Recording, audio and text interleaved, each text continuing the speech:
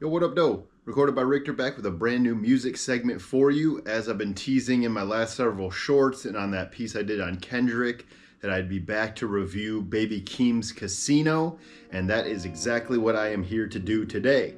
Before I go any further, I'm a one-man operation, so please engage with these videos. That helps me spread around. I'm just a small potatoes type of channel right now, trying to grow, so any kind of engagement you guys give me helps that happen. So that's where I'm at with it.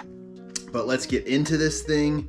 I'm very excited about this project. I have been for a while, as I've been following both the careers of Kendrick and now his younger cousin Baby Keem from the beginning. I was able to see Baby Keem live opening up for Kendrick on the Mr. Morale and the Big Steppers tour, and he was incredible. It was very much in my head watching his performance that he was made for this and that he was gonna be just fine following in the footsteps of his incredibly gifted cousin Kendrick. So let's get into this a little bit. Before we dive into the album, I wanted to make sense of an outline in the cast of characters that are presented throughout this album and that Keem will be representing throughout this project.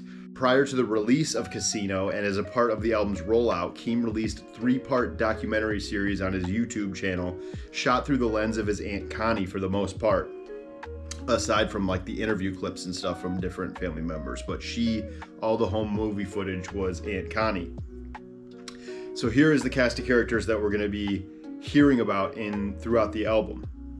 Aunt Connie, a filmmaker and storyteller, and the youngest of her siblings. She's also the closest to Baby Keem because of that. Secondly, you have Janice, who is Baby Keem's mom. 3, Jarrell, Baby Keem's uncle and one of the first in their family to be rapping. 4, Sharon, who is Baby Keem's grandmother and the mother of his mom and Aunt Connie. 5, Richard, who is Keem's grandpa, who was also unfortunately addicted to drugs, which plays into the themes of this a lot. That's why I mention it.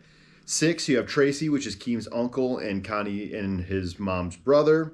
7, Aram, which is Baby Keem's second cousin and first cousin to Kendrick, who also rapped.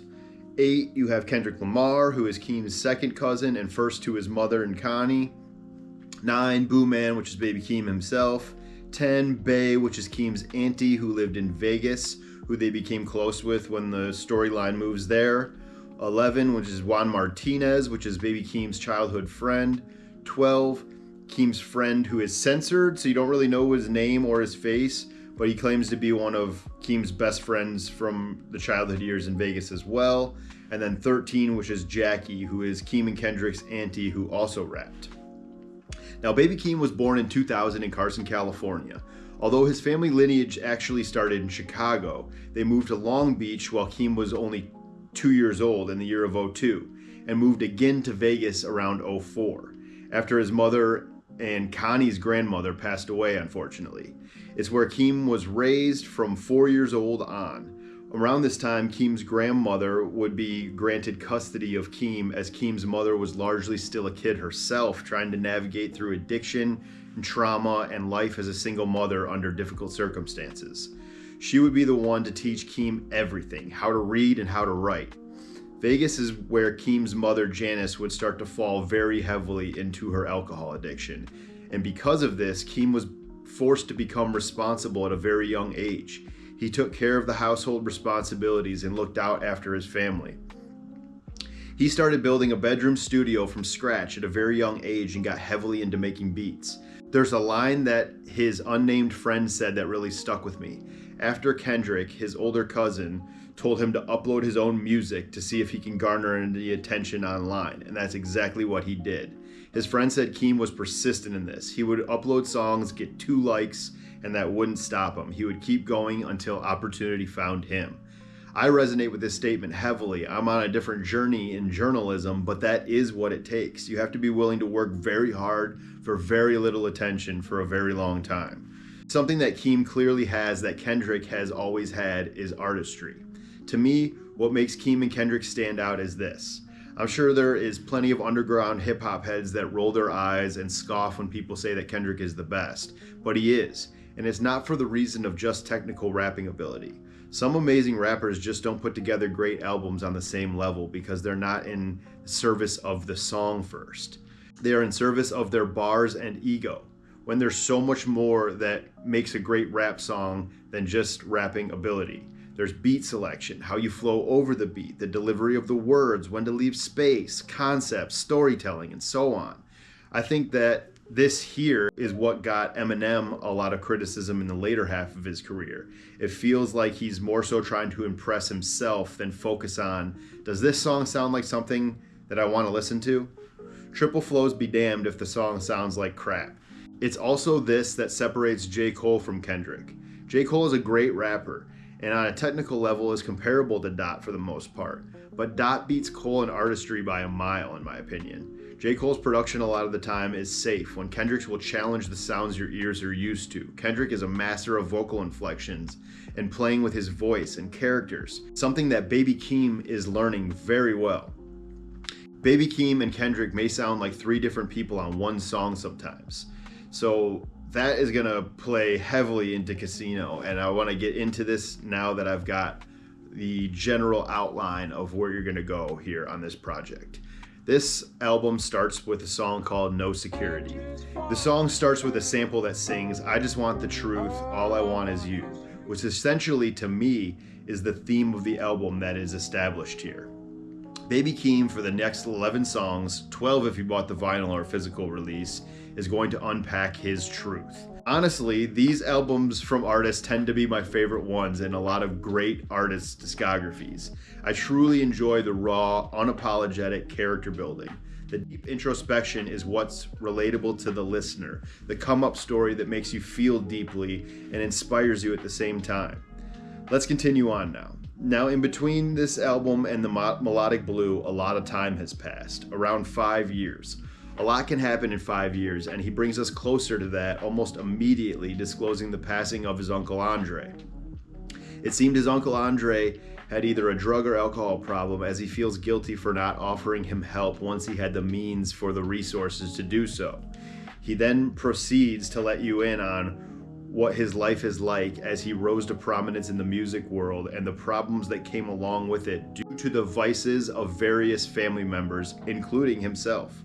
His mother's drinking, his grandmother's gambling, and as he gained success, buying material things to mask his own pain. As mentioned in the documentary, Las Vegas is a rough city to live in when you're battling demons, as the party and temptation is all around you at all times, even mentioning there being slot machines in corner stores. He is also unpacking struggling with writer's block after the success of the Melodic Blue, and how he feels a lot of pressure from both fans and family alike, but for different reasons. Fans in demand of music and family in demand of money. I think it's important to point out the sonics here. The whole intro here is the vocal sample looped over some light piano chords. No drums on this song, and before it ends, you get the sound of a roulette or a prize wheel spinning, playing into the theme of Casino. I would also like to point out that I think that it speaks to the sequencing of this album. Often on this album, a somber, slower song is followed by an up-tempo beat. The sound of a slot machine being cranked immediately follows on the second and title track, Casino, which in ways sort of reminds me of the beat on Kendrick Lamar's Euphoria when it switches tempo, which makes sense because Cardo is the producer on both songs. Cardo is someone who is a legendary hip-hop producer and a pivotal player in Keem's story so far as an artist, as he's worked with him on several different projects now. Casino, the second song here. The beat almost sounds like something that would have been on a regular Nintendo game like Paperboy or Mario before the hard-hitting drums come in, which is fitting because this song feels like the artist in Keem is powering up in a sense. It's produced by Cardo and Keem, obviously, and I think it's important to point out that Keem, with the help of his team, produced the whole project. It was also revealed in the doc footage from Kendrick and Keem's childhood friend that he was making beats first and the raps came later. That sticks out to me because his raps and storytelling are great, but less polished than the beats so far. Much like you never know what a roulette wheel is going to land on or a slot machine is going to land on, nor do you on this album. It almost feels like this is left up to chance, just kind of like life is itself. The first song was super introspective and somber, and Casino is boastful with bravado in the delivery and sonics, but it's also very self-aware. He is great at playing with his voice. Something I also enjoy about these PG Lang cats is their ability to relate to each other and make callbacks to their past music. In the first verse, Keem calls back to Kendrick's Mr. Morale and the Big Steppers, which he is a big part of by speaking on buying material things to cope with how he's feeling.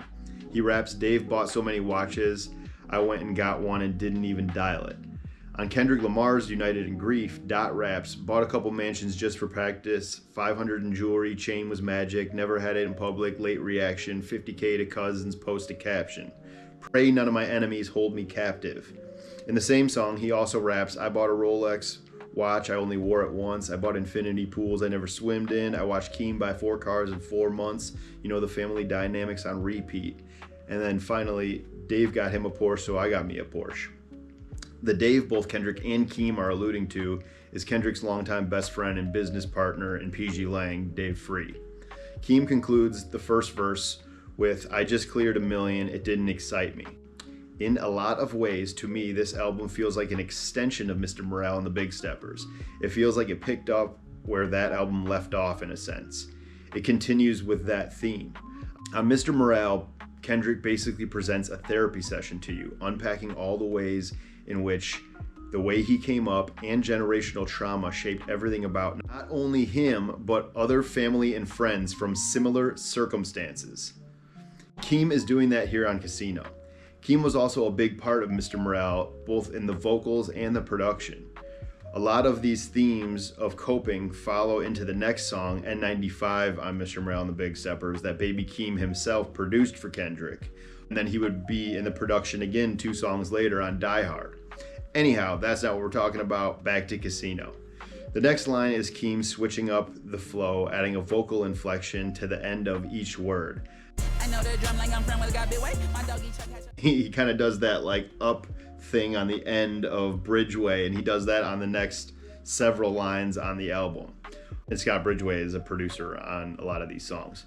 Anyways, when I hear Dot and Keem playing with their vocals often in their work, I can't help but to think of Dot on Family Ties rapping, "New flows coming, be patient, brother."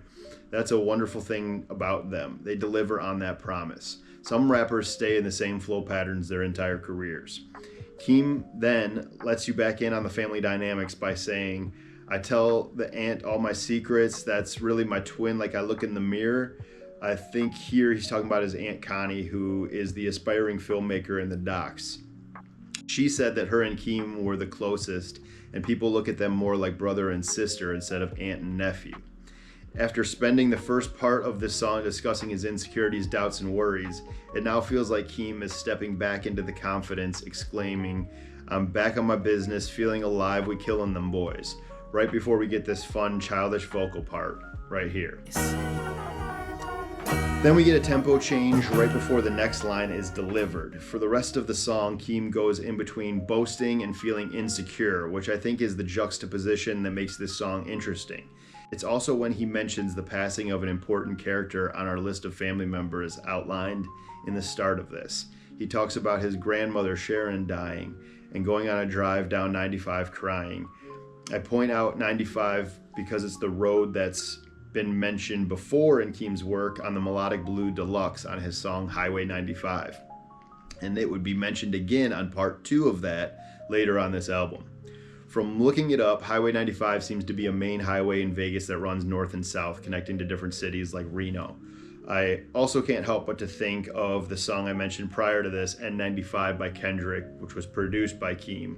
Although that song is much more a metaphor for wearing a mask, I couldn't help but to think it could also be a nod to his cousin too. Who knows? Keem continues to rap about his grandma Sharon. I think his vocals being sort of squeaky and emotional in this song does a great job presenting the chaotic range of emotions that he's experiencing, dealing with success and grief at the exact same time. It's here at the end he calls back to another one of his cousin Kendrick's songs by saying, "I'll even cut my family off in this new life I'm living." On Kendrick's GNX, on the song TV Off, Kendrick comically raps, "Dude feels entitled cause he knew me since a kid. Bitch, I cut my granny off if she don't see it how I see it."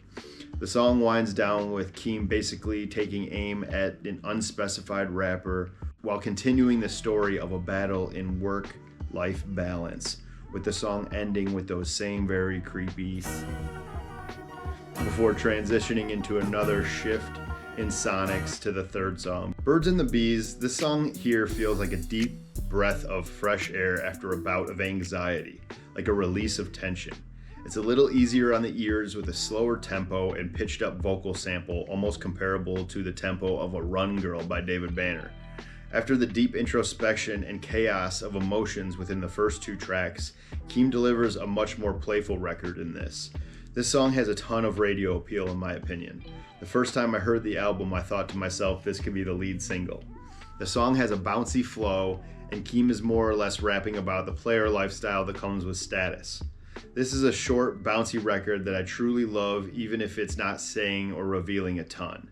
It is just a feel-good record and a much-needed break from the chaos as to not overwhelm the listener. This one transitions into another song that has radio appeal.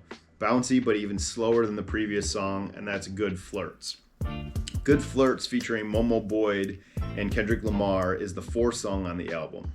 Bobby Caldwell and Jay Dilla, two legends, also get writing credits on this song as Kendrick interpolates The Light by Common, which was originally produced by Dilla and samples Bobby Caldwell. Now this song sounds like a flirty, chill love song made to dominate the charts, but I uncovered a pretty dope Easter egg in Kendrick's verse that I made a whole separate video on that you can go watch. I'll post a link to it in the description and you guys can go watch it there. Everyone that's new to the channel, welcome. I won't spend too much time on this song other than saying I really like Momo Boyd's singing style. Her voice is really awesome, and I'll be definitely checking for her to drop a full-length project. The song transitions into the second song that is featuring his cousin Kendrick and also Denzel Curry on the ad-libs. The song turns up the intensity and it's called House Money. House Money is track 5, and it's basically Keem and Kendrick just talking their shit. In Keem's verse, you get another callback to Kendrick's work as he likens an ex sleeping with multiple men as going body for body, which is how Kendrick raps in the GNX teaser for the unreleased fan-dubbed song Bodies. I think with their skill level and age gap, both Dot and Keem have really benefited from each other's skill sets.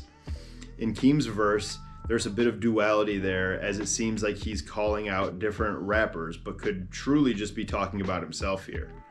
There seems to be a running theme of duality throughout Keem's career and this album. He's got a thing for twos, two at a time, two personalities, two phones, two ATMs.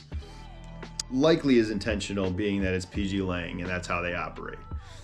Kendrick impactfully and boastfully comes in on the hook, delivering a memorable feature that is one of the ones you'll love to sing along to, as it's very catchy. Keem unpacks more of the trauma of his childhood and coping mechanisms throughout this record. From a production standpoint, the song is a real standout to me on the album. Denzel's ad-libs bring a lot of intense energy that Denzel brings to his own music and his live shows. I think back to the duality stuff, Keem is showing purposefully a contradiction and hypocrisy that lives in all people as we cope. This song transitions into another real standout on the album that takes you right in the opposite direction in tempo and vibe, and that is I Am Not a Lyricist. This song immediately plays with duality and contradictions too, as I Am Not a Lyricist is his most lyrical undertaking on the entire album.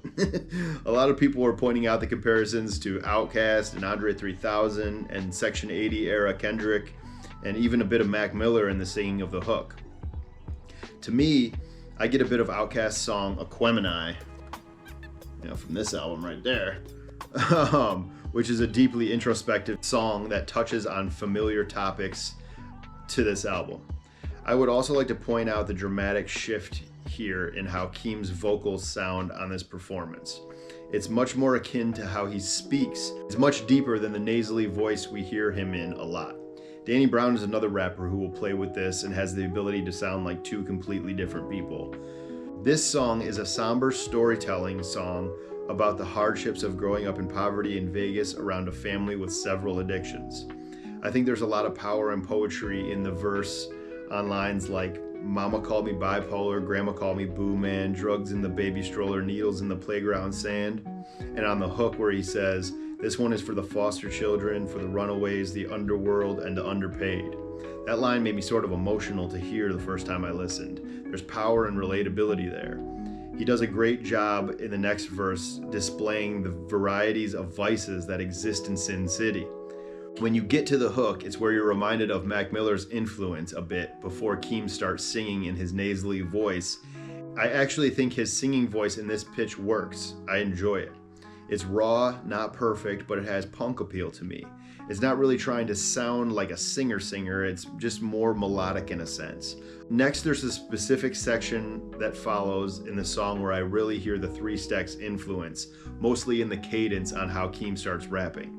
It ends with him over a series of minor piano notes while he repeats the impactful, "This is for the foster children, for the runaways, for the underworld, and the underpaid," with underpaid repeating several times before transitioning into the 808 thumping Sex Appeal. Sex Appeal features the legendary Too Short. Too Short started dropping music in the late 80s, so the fact that he's not only on this album but also on Jill Scott's new album really speaks to his longevity in hip-hop and his influence. The song is bouncy and fun, but serves the purpose in highlighting a massive vice that is very relevant to Vegas: sex work. I'm not going to spend a ton of time on this song, but that's basically what this song is covering. Keem's performance is sort of sing-songy and playful.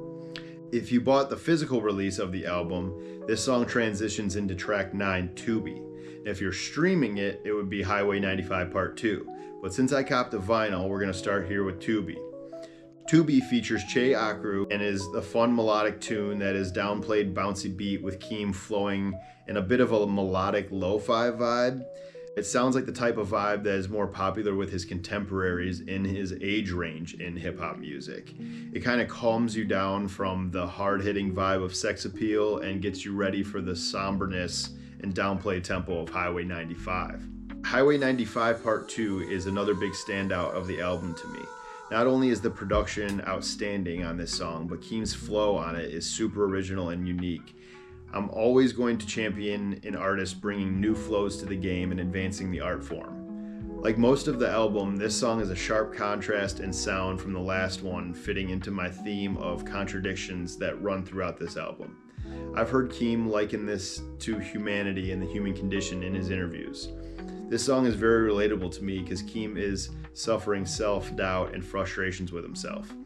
I am live in my head type of person, so I definitely know where Keem is coming from on this song. Kind of takes one to know one, and it relates to a lot of people too.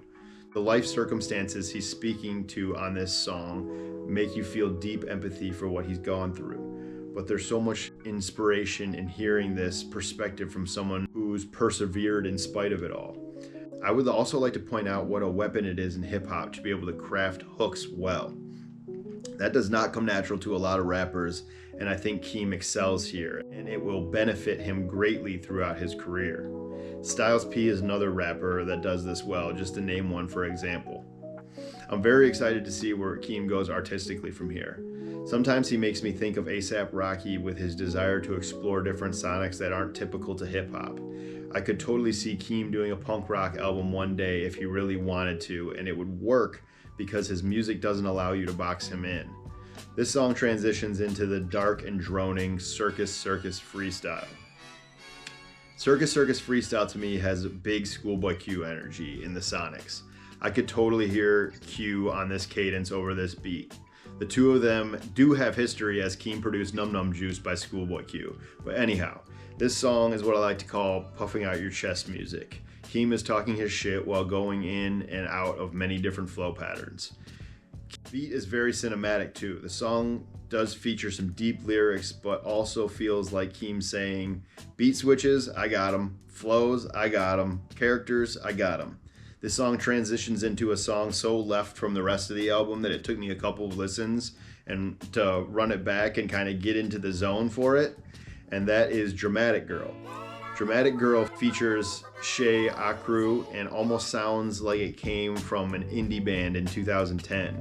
It doesn't sound like a hip-hop record at all. Keem is singing on it, it's playful and fun.